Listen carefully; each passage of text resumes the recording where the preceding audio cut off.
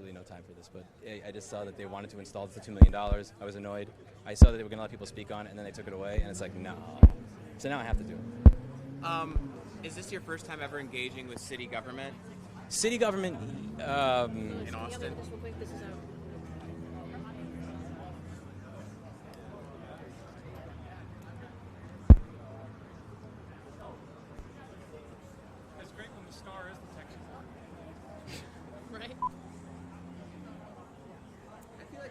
at City Hall before? There's a battery indicator, and it's behind the little piece of glue. Let me just get some 2 batteries. Can you walk with me for a moment? Do it. Yeah, walk with me for a moment. Yep. Sorry, I'm talking.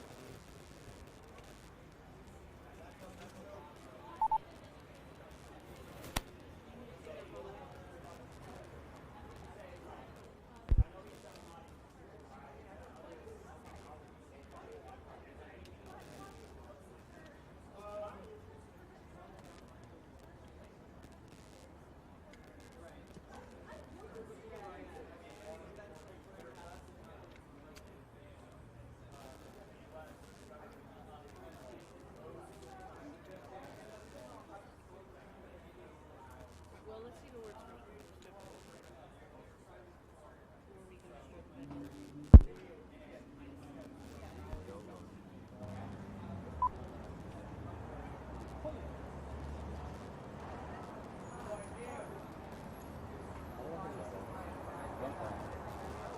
I won't tell anybody. Just Brandon.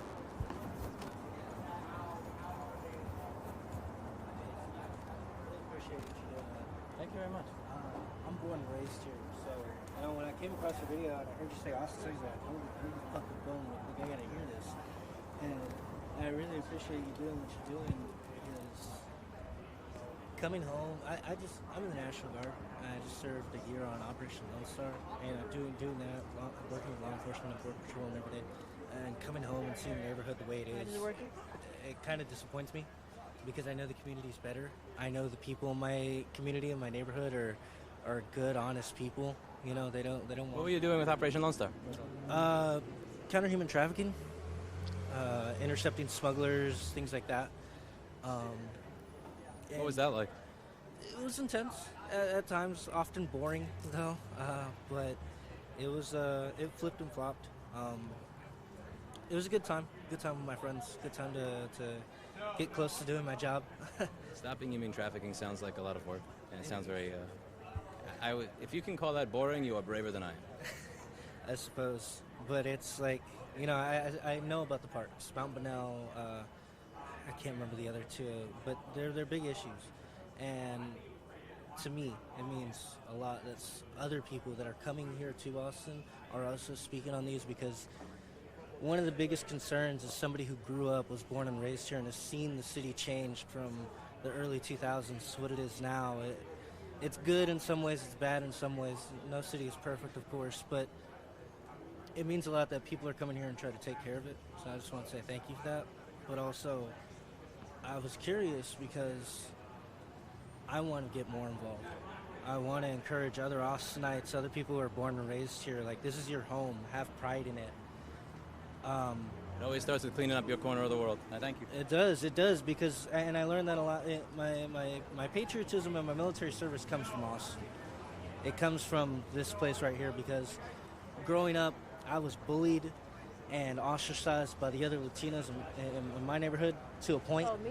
And I leaned into this American way of living, I guess you could say. And it sparked a pride in me being here. Oh my I was God, like, we all want to chat. they're upset with me and they hate me because I have something they don't. And I don't know why they hate me. We could just be friends. I did want to be their friends, but every time I tried, they would hit me, they'd bully me, and they'd beat me. And Getting bullied sucks. it does, especially when you're 4 years old, 5 years old. Did you sign up to speak today or no? I did. Unfortunately, they pulled item number 3 as well. Oh, no, number 30? No, item number 3. I chose to spoke on item number 3. I messed up in not giving out a paper. I wanted to, I had a pinned comment and it has like thousands of people were reading it, but I mentioned it yesterday, but I should have had a sheet that I gave out to everybody next time. But there was one item, it was on cybersecurity, which is that you could just easily pin that into the. I'm glad that some people spoke on item 30 and said that item 30 is very, like, while we're spending $1.7 million in cybersecurity, I think we should think about having our surveillance footage stored in somebody else's server. Oh yeah, that's definitely. Thank you for coming out, my friend. No, I appreciate There's a Signal group where she's helping to organize everybody that's interested in this. It's local, and be humbled and honored to have you join. Yeah, I'd love to, because here's my thing is, when it comes to the parks, the simplest solution is just being there. Neighborhood watches. It's the simplest solution. It's just somebody being out there with a case of beers and waters and roasting some hot dogs at most. Being extra. Yeah, and like, hey, what are you doing over there? You want a hot dog? You want beer? You know? And then immediately, if somebody's doing wrong, they're like, I don't want it. And then that's all it takes. It doesn't take cops wasting their time coming out here having to police up some scumbag, some coward. Because at the end of the day, that's what criminals are cowards. They're too weak to do something their own, stand on their own legs and do something for themselves and their own people and help their own community. They have to hurt the community. They're too weak. And I refuse to let that infect the rest of the city. And I love the attitude. Yeah. And what you said, even if somebody is against having police there, well, A, the camera's not going to do anything. Would be a park ranger. Like now, somebody may say, well, you know, if a gang comes by, the park ranger's not going to stop them. But that's not the way this works. No. The way that you get to the point of having that is you have a place that's desolate, that people are not paying attention to, people are not cleaning. When I was showing that one park that I went to, that was supposed to be one of the highest crime parks. A, I didn't see any crime, but more importantly, when the number one comment in the YouTube video on that is, look at how little maintenance has went into this. If you had somebody there, somebody that just pick up some of the plastic bottles and other stuff. So when somebody sees, my mother goes around and she pulls weeds because she doesn't like the poisons, because she understands that the poison goes into dirt, goes into our water, messes us up. She doesn't like that, so she pulls the weeds. I'm only reading to see if this is actually working because I'm the world's worst. Oh, fair enough. I get it. I have the world's best camera person and the world's worst live, but I'm the world's worst live streamer. So. It gets silly, technology. It does. Shout out to Maria for holding the camera that I forgot to bring the tripod base to. That is quite a setup. The true hero. She is. Yes, the true hero. It's genuinely that. All it takes is the people of Austin to come together and just clean. I am my production team, bro. Just to clean it up and take care of the area. You know, in North Austin, north of US 183, that's a lot of what it is. You know, it's just people not caring, and it's not that they're bad people or anything. They're just too busy. They're overworked, they're underpaid, and they're stuck in their own little worlds. And I can't blame somebody for feeling that, because I've felt that. I've been there. Everybody has. But all it takes is somebody like yourself, like myself, the people here who've joined us, to come together and be like, no, there's a way you can help. There's a way we can come together and clean up the area and make it pretty. You know, you don't have to do it every day, but one day out of the week does a lot. You know, Mike Menser, he's a bodybuilder. You don't have to work out every day to get that bodybuilding, that professional build. It's 3 times a week, dedicated, hard work, honest work. That's what it takes.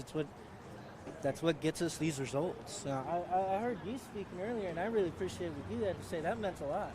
That really did mean a lot. Thank you so much. I mean, on the topic, because a lot of people have been talking about like just having people do this job instead. Funny thing is that the city already does that in a limited capacity. They contract with staffing agencies like W3 for Zilker Park to provide a physical presence there with people who, mostly for like ACL and stuff, clean up after people, direct them where they need to go, deter criminal activity and vagrancy. And it's like part-time work, but it's appreciated. I work with them sometimes, and it's like, why can't we just do that for other parks? I think it'd be actually less expensive than the, $400,000 they were talking about initially spending for the cameras here. And I think people would appreciate it more, actually having people that they can go up and talk to rather than a camera. Upwards of $2 million. Yeah. And if most of the crime is in 3 or 4 of those parks, and $400,000 gets you a lot of park rangers to clean up all the junk there that are actually showing up.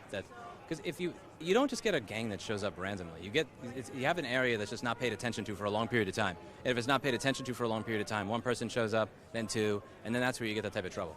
What if you just had somebody maintaining it in general? Yeah. And I think that you could do that in 3 parks for probably a lot less than $2 million. Or, I mean, even with like a volunteer organization, like, the Adopt a Highway, Adopt a Stream, Adopt a City Park, and just like have volunteers who are regularly out there providing physical presence and keeping it clean and reporting issues that they see and like evidence of stuff that may need to be addressed by the city more specifically. And I think that that would do a great job, and we can organize stuff like that without having to advance the intentionally oppressive kind of surveillance state apparatus. Yeah. It was a pleasure. What's your name? Alan. Pleasure meeting you, my I friend. would shake your hand. I'm a little bit full. Here we go. Me too. Thank you. Let's see what doesn't work now.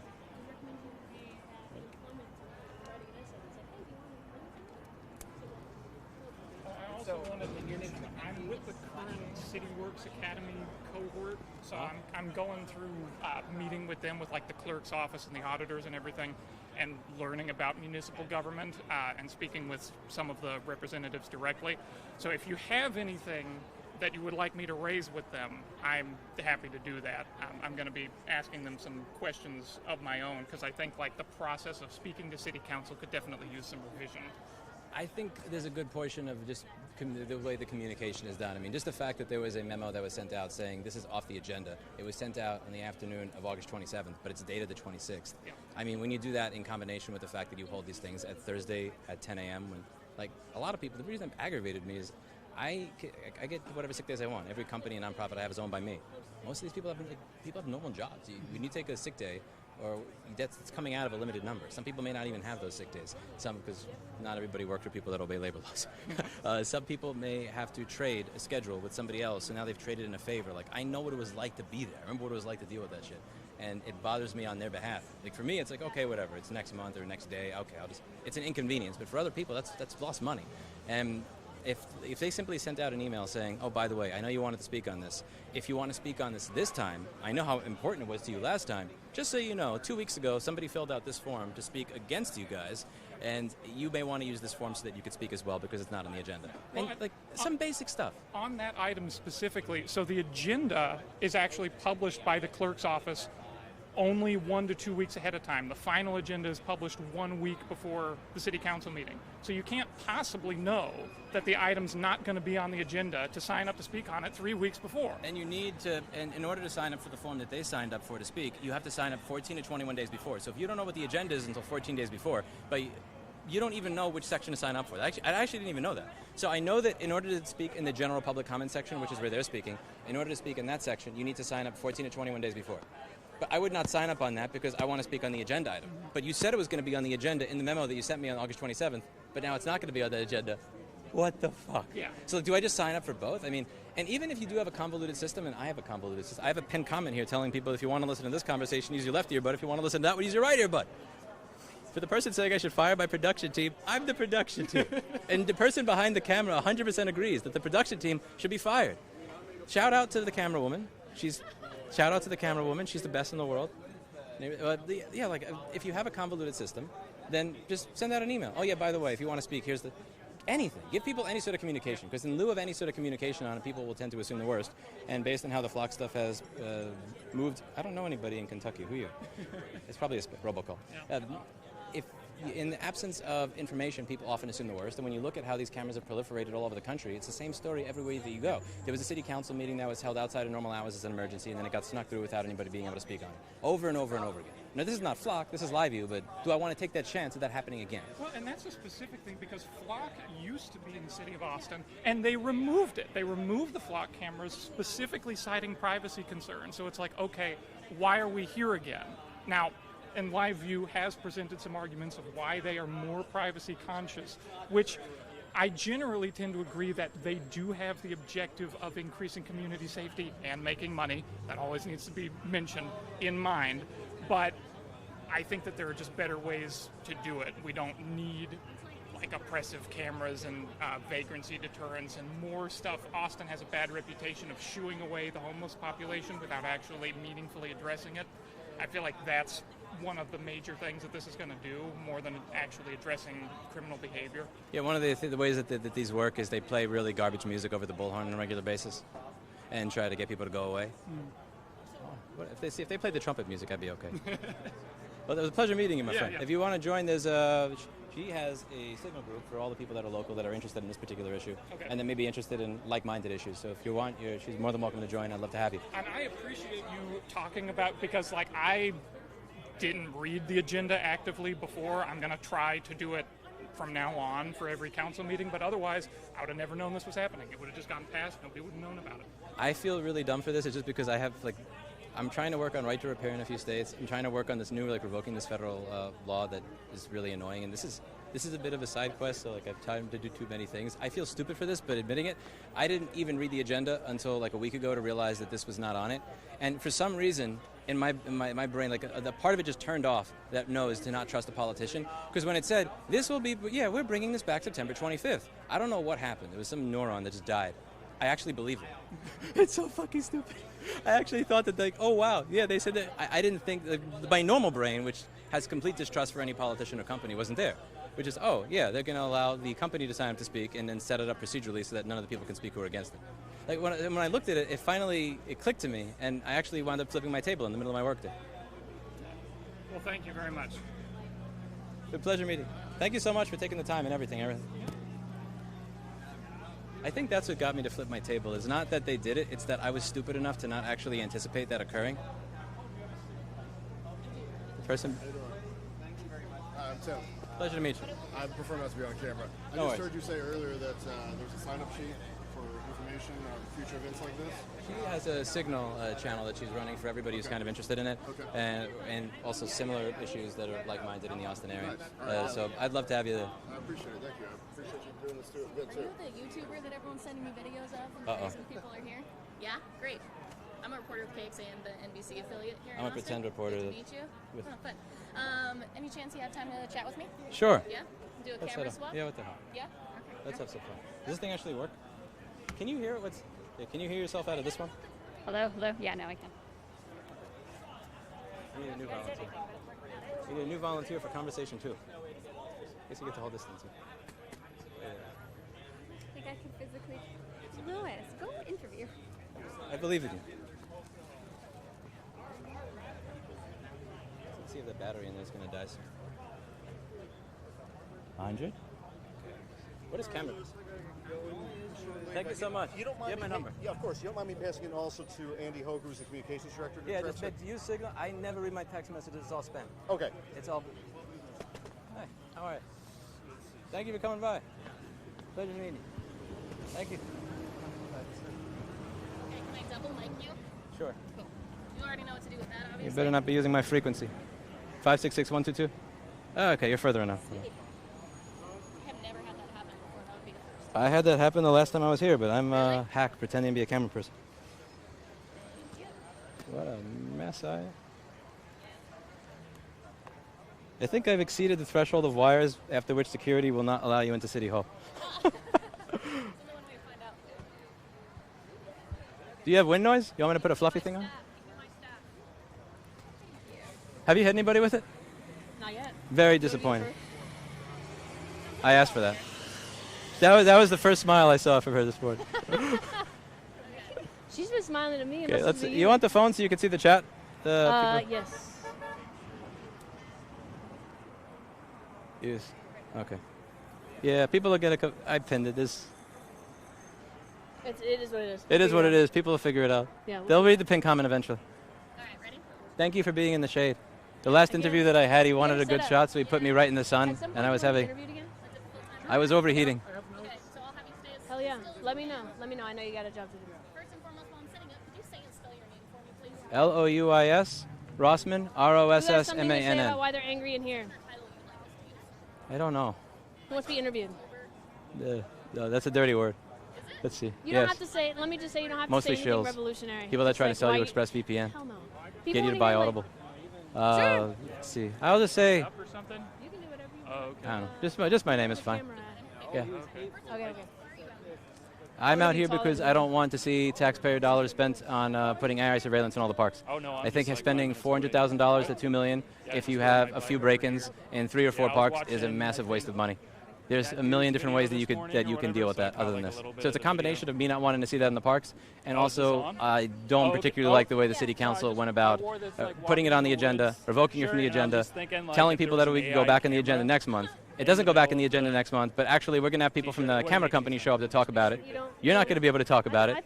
You got to be okay with that. Like, no. Because like, it kind of a lot of people use parks, right? Parks are so like universally loved by people of the city. It would be a real shame if they felt like they were being surveilled. I'm not talking about the rules changing. I'm talking about the rules as they are, and most people not being aware of them. So firstly, when they said that people were going to be able to speak on this issue, number one, you hold these council meetings at 10 a.m. on a weekday. People work at 10 a.m. on a weekday. You know that.